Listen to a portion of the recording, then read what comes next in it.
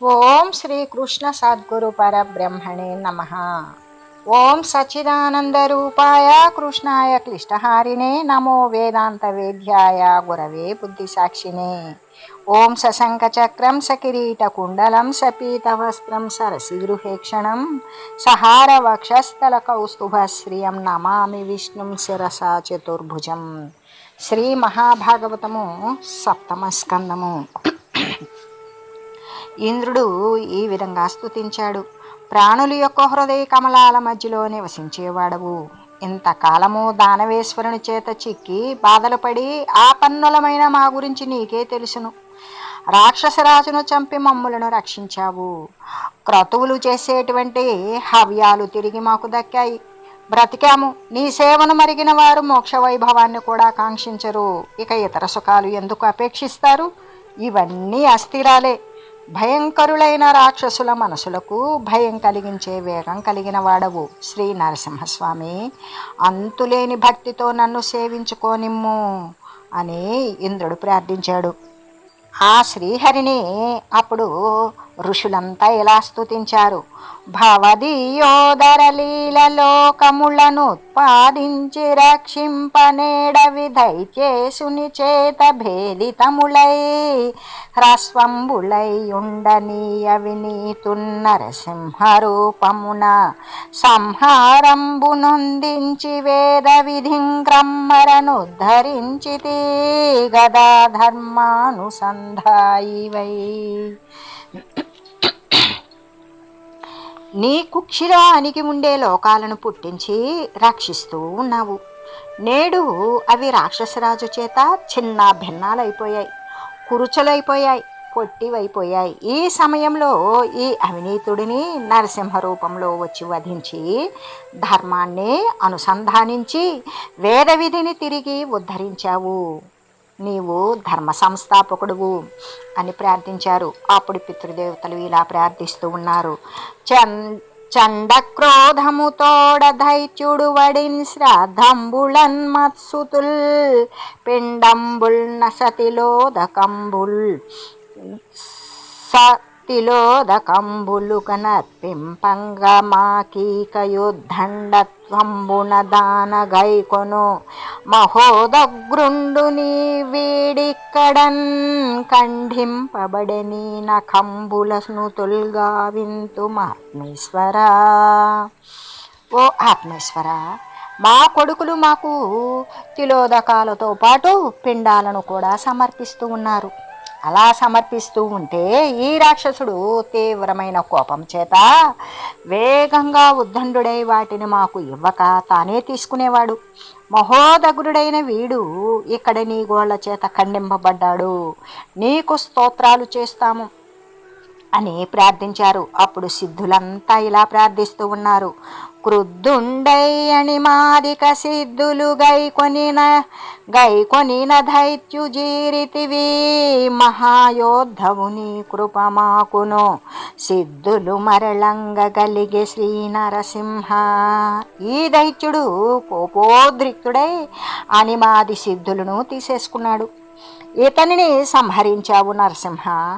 నీవు మహాయోధుడవు. నీ దయ వల్ల మాకు సిద్ధులు మరలా లభించాయి అని స్తుతించారు.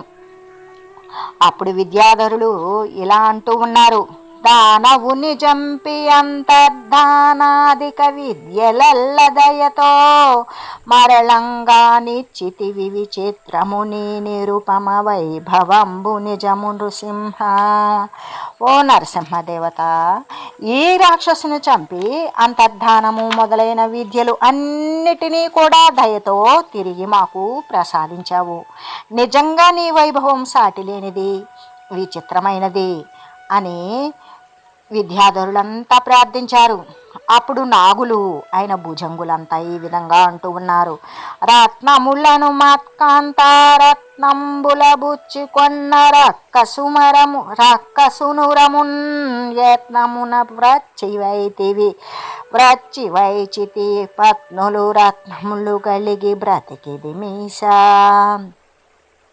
మా రత్నాలను, కాంతారత్నాలను కూడా స్వాధీనం చేసుకున్న రాక్షసుని వక్షస్థలాన్ని ప్రయత్నించి మరీ చీల్చివేశావు. సర్వేశ్వర, రత్నాలు మా భార్యలు మాకు ద్రక్కి మేము బ్రతికిపోయాము అని భుజంగులంతా కూడా విన్నవించుకున్నారు. అప్పుడు మనువులు ఇలా అంటూ ఉన్నారు: దుర్జయుని దైత్యం బొరిగొని వర్ణాశ్రమ ధర్మ సేతు వర్గము మరళం పూర్ణము చేసితివేమని వర్ణింతుము కొలిచి బ్రతుకు వారము దేవా. జయంప సఖ్యం కాని దైత్యుని సంహరించావు. వర్ణాశ్రమాలను ధర్మ మర్యాదలను మరలా సంపూర్ణంగా నిలిపావు దేవా. నిన్ను సేవించి మేము బ్రతికేవారము ఏమని వర్ణింపగలము అని మనువులు ప్రార్థించగా అప్పుడు ప్రజాపతులంతా ఇలా అంటూ ఉన్నారు: ప్రజలం చేయుటకై సృజించితి మముం బాటించి దైత్యాజ్ఞచే ప్రజలం చేయక ఇంతకాలము మహాభారంబుతో నుండి మీకు జనున్ వక్షము జీర్చి చంపితివి సంకోచంబులేకెల్లచో ప్రజలం చేయుచునుండు వారము జగద్భద్రాయమాణోదయ. ప్రజలను కల్పించడానికే మమ్మలను ప్రత్యేకించి సృష్టించావు. కానీ దైత్యరాజు ఆజ్ఞాపించడం వలన ప్రజలను కల్పించలేక ఇంతకాలము కూడా మహాభారంగా గడిపాము. ఈ దుర్మార్గుని గుండెను చీల్చి చంపేశావు. ఇక ఏ సంకోచము లేదు. జగత్తుకు భద్రం కలిగించడానికి ఉదయించిన వాడవు. ఇకపై అన్ని చోట్ల ప్రజలను కల్పిస్తూ ఉంటాము అని ప్రజాపతులు స్తోత్రం చేశారు.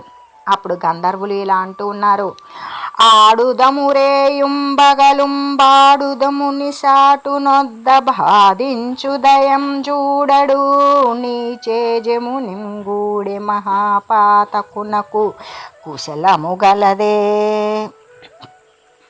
మేము ఈ రాక్షసుని వద్ద రాత్రి పగలు కూడా ఆడుతూ పాడుతూ ఉండేవారము. అయినా బాధించేవాడు.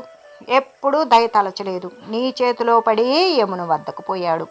మహాపాపాత్మునకు క్షేమం ఎలా కలుగుతుంది అని గంధర్వులు విన్నవించుకున్నారు. అప్పుడు చారణులు ఇలా అన్నారు: భువనజ్జన హృదయ భల్లుడు దివిజేంద్ర విరోధి నేడు దెగని చేతన్ భవరోగ నివర్తకమగు భవధంగ్రియుగంబు చేరి బ్రతికెదమీశా. లోకంలోని జనుల హృదయాలకు సోలం వంటి వాడవు. చంద్రునకు ఇంద్రునకు విరోధి అయిన వీడు నేడు నీ చేత చచ్చాడు. సర్వేశ్వర, సంసార రోగాన్ని పోగొట్టే నీ పాదాలను చేరి బ్రతుకుతాము మేము అని చారణులు ప్రార్థించారు. అప్పుడు యక్షులంతా ఇలా అంటూ ఉన్నారు: భ్రంశములేని నీ భటుల భంగ విముక్తుల మమ్ము నెక్కిని సంశయ వృత్తి దిక్కుల ప్రచారము సేయుచు నుండు వీడు నిస్త్రింశముసుతోడవీని గడతేర్చితి వాపదమానెనో చతుర్వింశతి తత్వశాసక త్రివిష్టప ముఖ్య జగన్నివాసక. మనోహరమైన కర్మల చేత పాప విముక్తులమై జారుపాటు లేక నీ భటులుగా ఉంటున్న మమ్ము ఎక్కి ఏమాత్రమూ సంకోచం లేకుండా వీడు దిక్కులలో ప్రచారం చేస్తూ ఉంటాడు. నీ కింకరులమైన మా చేత బరువులు మోయించాడు. వాడి కత్తి వంటి దానితో వీనిని సంహరించావు. 24 తత్వాలకు శాసకుడవై 25వ తత్వమైన వాడవు. ముల్లోకాలలో ముఖ్యమైన వాడవు. ఓ జగన్నివాస, మాకు ఆపద తీరింది అని యక్షులు స్తుతించారు. అప్పుడు కింపురుషులు ఇలా అంటున్నారు: పురుషోత్తమ నేరము కింపురుషుల మల్పులము నిన్ను భూషింపగా దుష్పురుషున్ సకల సుజన హృత్పురుషుం జంపితివి జగము బ్రతికినధీశ. ఓ పురుషోత్తమ, కింపురుషులమైన మేము అల్పులము, నిన్ను పొగడటానికి చాలము. సకల సుజనుల హృదయాలను బాధ పెట్టిన ఈ దుష్టుణ్ణి చంపావు అదీశ్వర. లోకమంతా బ్రతికింది అని ప్రార్థించారు కింపురుషులు. అప్పుడు వైతాళికులంతా ఇలా అంటూ ఉన్నారు: త్రిభువన శత్రుడు పడియను సభలందును మఖములందు జగదీశ్వర నీ శుభగీతములు పఠించుచున భయులమై సంచరింతు మార్త శరణ్య. ముల్లోకాలకు శత్రువైన హిరణ్యకశిపుడు చనిపోయాడు. ఆర్తులకు శరణ్యమైన వాడవు, జగదీశ్వరుడువు. ఏకపై సభలలో క్రతువులలో నీ శుభగీతాలు పఠిస్తూ భయం లేకుండా సంచరిస్తాము అని వైతాళికులంతా కూడా ప్రశంసించారు. అప్పుడు కిన్నరులంతా ఇలా అంటూ ఉన్నారు. ధర్మము దళపడు లఘుతర కర్మము సేయించు మమ్ము కలుషాత్మకు దుష్కర్ముని జంపితి ఉన్నత శర్ములమై నీదు భక్తి సలిపెదము హరి. వీడు ధర్మం గురించి ఆలోచించడు, మా చేత నీచమైన పనులు చేయించేవాడు. ఇటువంటి పాపాత్ముని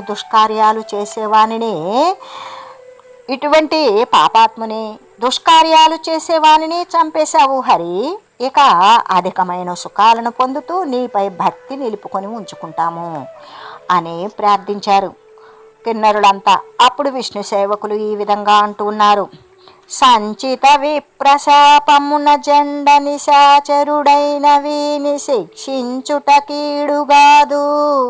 కృపసేసితివీశ్వర భక్తి తోడ సేవించుట కంటే వైరమున వేగమ చేరగవచ్చు నిన్ను నీ అంచిత నారసింహతను అద్భుతమా పదబాసిరందరున్. బ్రాహ్మణుల శాపాన్ని మూటగట్టుకుని భయంకరుడైన రాక్షసునిగా మారిన వీనిని శిక్షించడం పాపం కాదు. ఈశ్వర, దయ చూపావు. నిన్ను భక్తితో సేవించడం కంటే వైరభావంతోనే వేగంగా చేరుకోవచ్చును. నీ ఈ ప్రకాశించే నరసింహ శరీరం అద్భుతం. అందరూ ఆపద నుండి గట్టెక్కారు అని విష్ణు సేవకులు స్తుతించారు. హరికింబట్టపు దేవివి హరిసేవా నిపుణమతివి హరిగతివి సదా హరిరతివి నీవు శని నర హరి రోషముడింపవమ్మ హరివర మధ్య. ఈ విధంగా బ్రహ్మ, శంకరుడు, ఇంద్రుడు, సిద్ధులు, సాధ్యులు ముందుండగా దేవతా ప్రముఖులందరూ దూరం నుండి రకరకాలుగా ప్రార్థించారు. రోషంతో విజృంభిస్తున్న నరసింహదేవుని అందులో ఒక్కరు కూడా చేరడానికి భయపడ్డారు. అప్పుడు లక్ష్మీదేవిని పిలిచి ఇలా అన్నారు. అమ్మా, సింహం నడుము వంటి చక్కని నడుము కలదానవు. నీవు హరికి పట్టపు దేవివి.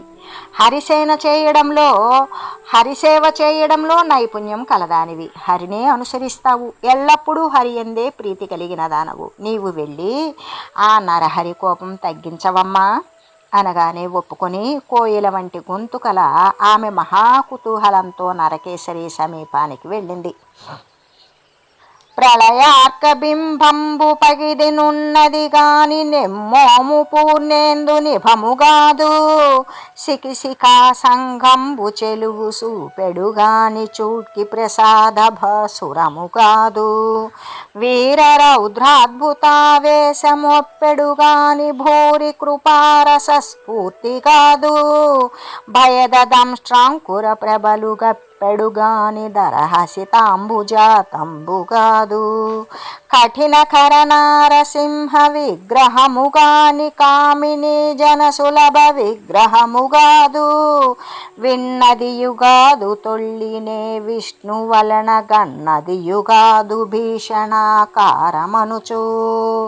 చూడగానే అమ్మో, ఈ ముఖం ప్రళయకాలపు సూర్యబింబంలా ఉంది కానీ పూర్ణచంద్రునిలా లేదు. చూపు అగ్నిజ్వాలవలే ఉంది కానీ సౌమ్యంగా మాత్రం లేదు. వీరము, రౌద్రము, అద్భుతము, ఆవేశము కనిపిస్తున్నాయి కానీ అధికమైన కృపారసం ఎక్కడా కనిపించడం లేదు. భయంకరంగా కనిపించే కోరల కాంతులు కమ్ముకుంటున్నాయి కానీ చిరునగవల తామరలు విరియడం లేదు. కఠినమైన చిత్రమైన నరసింహాకారమే కానీ కామినీ జనులకు అందుబాటులో ఉండే మూర్తి కాదు. ఇలాంటి భీకర రూపం ఉంటుందని ఇంతకుముందు నేను ఎన్నడూ వినలేదు. విష్ణుమూర్తిని ఇలా ఎప్పుడూ చూడను లేదు. ఇది చాలా భయం గొలుపుతోంది అనుకుంది. పలికెదనని గమకముగొను బలికిన గడు నలుగు విభుడు ప్రతివచనములం బలుకడనిచి నిలుచు శశిముఖి బలు విడి హృదయమున జనవు భయమును గదురన్. మనసులో ఉండే చనువుతో మాట్లాడదామని కుతూహలపడుతోంది. మాట్లాడితే కోపిస్తాడు, బదులు పలకడనుకొని భయపడి ఆగిపోతోంది. లక్ష్మీదేవి మనసులో ఒకేసారి చనువు, భయం కూడా కలిగాయి. ఇలా నృసింహమూర్తిని చూసి లక్ష్మీదేవి సందేహించింది. శాంతించాక సమీపించవచ్చులే అని యోచిస్తోంది. ఆ స్థితిలో ఉన్న లక్ష్మీదేవిని చూచి బ్రహ్మ ఈ దేవుని రోషం పోగొట్టడం ఇతరులకు అసాధ్యం అనుకుని ప్రహ్లాదుని పిలిచి ఇలా అన్నాడు. తేండ్రమగు రోషమున మీ తండ్రి నిమిత్తమున జక్రి దారుణమూర్తిన్ వేండ్రము విడువదు మెల్లన తండ్రి సీతలును చేసి దయసేయగదే.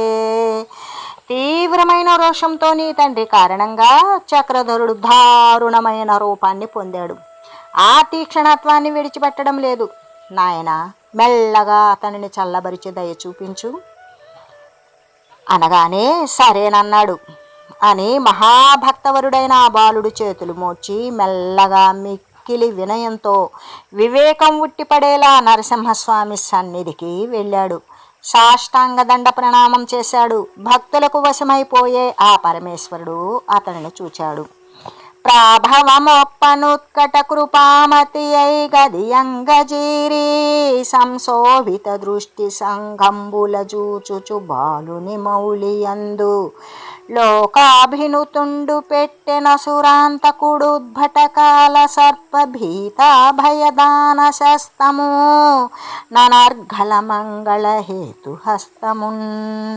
మిక్కిలి దయాబుద్ధితో వైభవం కనబడేలా దగ్గరకు రమ్మని పిలిచాడు. మిక్కిలి స్వభావమైన చూపులతో లోకులందరి చేత కీర్తింపబడే ఆ ధనుజాంతకుడు బాలును చూచాడు. బాలుని శిరస్సు మీద తన చేతిని ఉంచాడు. ఆ చేయి ఎదురులేని కాలమనే సర్పానికి భయపడిన వారికి అభయదానం ఇవ్వడంలో ప్రశస్తమైనది, అవిచ్ఛిన్నమైన శుభాలకు కారణభూతమైనది. అటువంటి చేతిని బాలుని శిరస్సుపై ఉంచి తన దయను ప్రకటించాడు నరసింహస్వామి. ఈ రీతిగా శ్రీహరి హస్తస్పర్శతో ప్రహ్లాదునికి భయం పోయింది, బ్రహ్మజ్ఞానం కలిగింది, శరీరం పులకించింది, ఆనందంతో కన్నీళ్లు కురిశాయి, ప్రేమాతిశయంతో గొంతు బొంగురుపోయింది. వినయము, వివేకము భూషణాలుగా కల అతడు ఏకాగ్రచిత్తుడయ్యాడు, భక్తి పరవశుడయ్యాడు. ఆ దేవుని పాదపద్మాలను తన మదిలో నిలుపుకున్నాడు. చేతులు మోర్చి ఇలా స్తుతించాడు. అమరుల్ సిద్ధులు సంయమీశ్వరులు బ్రహ్మాదుల్ సతాత్పర్య చిత్తములన్ నిన్ను బహుప్రకారముల నిత్యంభున్ విచారించి పారము ముట్టన్ను తిసేయనో పరటనే రాక్షస్తనూజుండ గర్వమదో ద్రిక్తుడ బాలుడంజడమతిన్ వర్ణింపసక్తుండనే. ఓ స్వామి, దేవతలు, సిద్ధులు, మునీశ్వరులు, బ్రహ్మాదులు శ్రద్ధామనస్కులై నిన్ను అనేక విధాలుగా నిత్యము ధ్యానిస్తూ కూడా చివరి వరకు నిన్ను స్తుతించలేరంటే ఇక రాక్షస కుమారుడిని, గర్వం చేత మదం చేత ఉద్రిక్తుడైన వాడిని, బాలుడిని, జడబుద్ధిని అయిన నేను నిన్ను స్తుతించడానికి ఎలా సమర్థుడిని కాగలను? తపమున్ వంశము తేజమున్ శృతము సౌందర్యంబునుద్యోగమున్ నిపుణత్వంబు ప్రతాప పౌరుషముల్ నిష్ఠాబల ప్రజ్ఞులున్ జపహోమంబులు జాలవీశ్వర భవత్ సంతుష్టికై దంతియూధపు జంతంబున భక్తి సేవలయం దాత్పర్య సంయుక్తుడై. ఓ ఈశ్వరా, నిన్ను సంతుష్టిపరచడానికి తపస్సు, వంశము, తేజస్సు, పాండిత్యము, సౌందర్యము, ప్రయత్నము అంటే కర్మలు చేయడం అనేవి, నైపుణ్యము, ప్రతాపము, పరాక్రమము, నిష్ఠ, బలము, ప్రజ్ఞ, జపము, హోమము ఇవేవి సమర్థములు కావు. గజరాజులాగా శ్రద్ధాయుతుడై భక్తిని ఆచరించాలి. అమల జ్ఞాన సుధాన ధర్మరతి సత్య క్షాంతి నిర్మత్సరత్వ సత్వములన్ యజ్ఞతపోనసూయలగడుందర్పించు ధాత్రీ సురోత్తము కంటెన్ స్వపచుండు ముఖ్యుడు మనోర్ధ ప్రాణవాకర్మముల్ సమతన్ నిన్ను నయించెనేని నిజవంశ శ్రీకరుండౌదుదిన్. నిర్మలమైన జ్ఞానము, మంచి దానము, ధర్మముయ పట్ల ఆసక్తి, సత్యము, క్షమ, మాశ్చర్యం లేకపోవడం, యజ్ఞము, తపస్సు, అసూయ లేకపోవడం అనే గుణాలు కలిగి గర్వించే బ్రాహ్మణుని కంటే మనస్సు చేత, ధనం చేత, ప్రాణం చేత, వాక్కు చేత, కర్మల చేత సమత్వాన్ని పాటిస్తూ నిన్ను పొందిన చండాలుడు కూడా గొప్పవాడే. అతడు చివరికి తన వంశానికే శుభం చేకూరుస్తాడు. అగ్నుండు చేసిన అపరాధములను చేపట్టడీశ్వరుడు కృపాలుడగుట చేపట్టునొక చోట సిద్ధమీశ్వరునకు నర్దంబు లేకుండు. నతడు పూర్ణుండైన నర్దములీశ్వరార్పణంబులుగాగజేయుట ధర్మంబు చేసెనేని నర్దంబు చూచిన నలికలలామంబు ప్రతిబింబితం భగు పగిటి మరల నర్దములు దోచుగావునా నలికె బుద్ధి భక్తి సేయంగా వలయును. భక్తిగాని మెచ్చడర్థంబులొసెగడు మేరలందు పరమ కరుణుండు హరిభక్తి బాంధవుండు.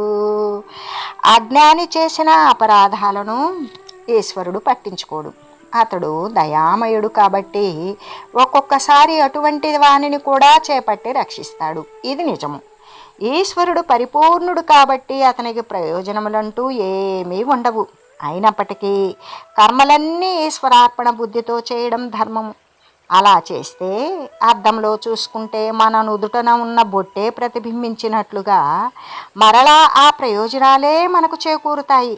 కాబట్టి అధిక బుద్ధితో భక్తిని ఆచరించాలి. ఈశ్వరుడు పరమకారుణికుడు, భక్తికి బంధువు కాబట్టి ఫలితాలను ఇచ్చేటప్పుడు కూడా భక్తినే ప్రధానంగా మెచ్చుకుంటాడు. కావున నల్పుడ సంస్థుతి గావించెద వెరపులేక కలనేరుపునన్ నీవన్న నమున ముక్తికి బోవున విద్యను జయించి పురుషుడనంతా.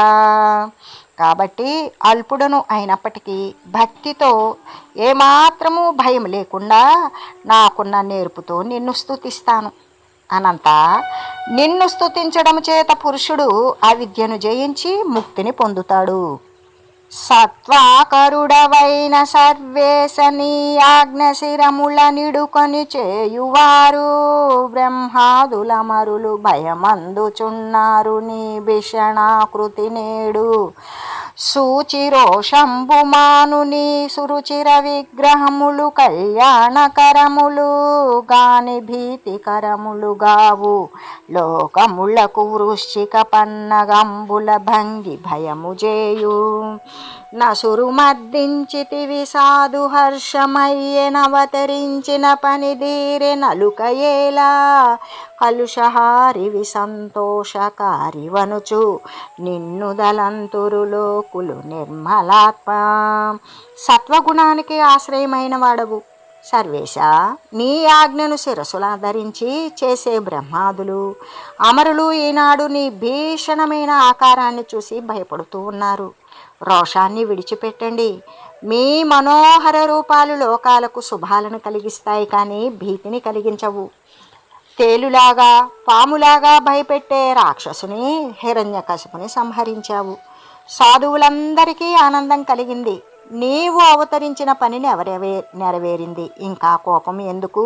నిర్మలాత్మ, నిన్ను లోకులు పాపహరుడువని సంతోషకారివి అని తలపోస్తూ ఉంటారు. ఖరదంష్ట్రాభృకుటి సఠానఖయునుగ్రధ్వానయున్ రక్తకేసరుయున్ దీర్ఘతరాంత్రమాలికయు బాష్పన్నేత్రయున్నయని నయనని నరసింహాకృతి చూచినే వెరవబూర్ణ క్రూర దుర్వార దుర్భర సంసార దవాగ్నికిన్ వెరతుని పాదాశ్రయం చేయవే. వాడి అయిన కోరలు, బొమ్మముడితో పాటు జూలు, గోళ్ళు కలిగి ఉన్నది నీ రూపం. భయంకరమైన ధ్వని చేస్తుంది నీ ఆకారం. నీ కేసరాలు రక్తంతో నిండి ఉన్నాయి. మెడలో పేగుల దండలు ఉన్నాయి. కన్నులు అగ్నిగోళాల వలె మెరుస్తూ ఉన్నాయి. అయినా ఈ నరసింహాకృతిని చూచి నేను భయపడను. సంసారం క్రూరత్వంతో నిండి వారింపశక్యము కానిది, భరింపశక్యము కానిది. అటువంటి సంసారమనే దావాగ్నికే నేను భయపడతాను. నీ పాదాల యందు నాకు ఆశ్రయాన్ని ఇవ్వు దేవా. ఇంతవరకు గడిచిన అన్ని జన్మలలోనూ సుఖాలు దూరమై దుఃఖాలు కలగడం వలన పుట్టిన శోకాగ్ని చేత నేను దహింపబడుతున్నాను. దుఃఖాన్ని పోగొట్టలేని శరీర అభిమానం చేత మోహం చెంది తిరుగుతూ ఉన్నాను. నాకు నీవు ప్రియుడవు, సకుడవు, పరదేవతవు. బ్రహ్మగీతల వంటి నీ యొక్క లీలావతార గాథలను పఠిస్తూ రాగము మొదలైన దోషాల నుండి విముక్తుడనే దుఃఖాన్ని తరించి నీ పాదకమలాలను సేవించే నిపుణులైన భక్తులతో కలిసి ఉంటాను. బాలుని తల్లిదండ్రులు, రోగిని వైద్యుడిచ్చిన ఔషధము, సముద్రంలో మునిగిపోతున్న వానిని నౌక తప్ప వేరొకరు రక్షింపలేని రీతిగానే నీ చేత ఉపేక్షితుడనే సంసార తాపం చేత తప్పించిపోతున్న వానిని ఉద్ధరించడానికి నీవు తప్ప వేరొకరు సమర్థులు కారు.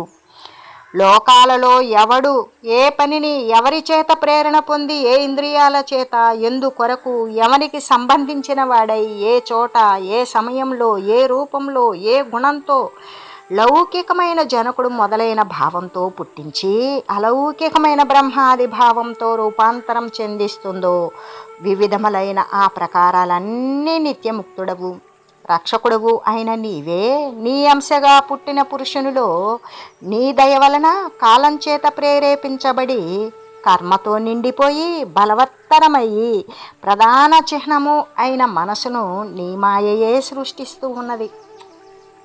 అవిద్యా కల్పితమైన వికారము కలిగినది.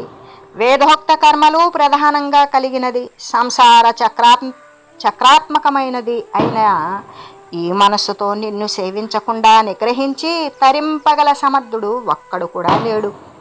నీవు విజ్ఞానం చేత జయింపబడిన బుద్ధి గుణం కలిగిన వాడవు. కాలం నీ వలన కార్యసాధన శక్తిని వశం చేసుకుంటుంది. అటువంటి కాలం మాయతో కలిసి 16 వికారాలతో కూడిన సంసార చక్రాన్ని కల్పిస్తూ ఉంటుంది. దేవా, సంసారమనే దావాగ్ని చేత మిక్కిలిగా తాపం చెందుతూ ఉన్నా మీరు నన్ను తప్పక రక్షించండి అని ప్రహ్లాదుడు శ్రీ నరసింహస్వామిని ప్రార్థిస్తూ ఉన్నాడు. ఓం మంగళం శ్రీ కురుక్షేత్ర రణక్షోణి విహారిణే పార్థసారథి రూపాయ గీతాచార్యాయ మంగళం. ఓం మంగళం నమోస్త్వనంతాయ సహస్రమూర్తయే సహస్రపాదాక్షి శిరోరుబాహవే సహస్రనామ్నే పురుషాయ శాశ్వతే సహస్రకోటి యుగధారిణే నమః. ఓం శ్రీమతే నారాయణాయ నమః. శ్రీమన్నారాయణ చరణౌ శరణం ప్రపద్యే. హరి ఓం తత్సత్.